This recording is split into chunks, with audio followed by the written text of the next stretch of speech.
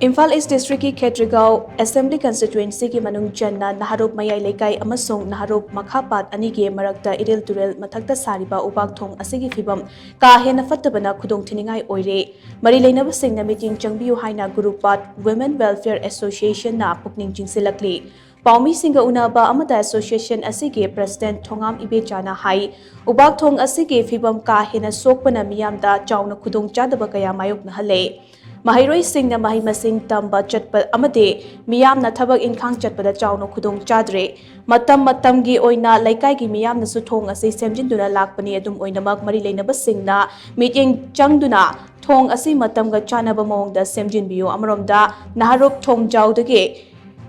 Mamang Pangna Changlaga Wakata Kiba Lambi Asishu HENNA PHATTABANA Lambi Asishu Mari Leinaba Authority na Thubada Semjinbiyu Hainasu Mahakna Makhatana Fongdokhi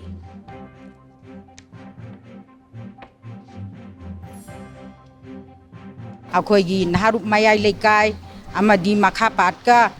tainabajida sariba karaksida sariba thongje aduki matik phibam phatre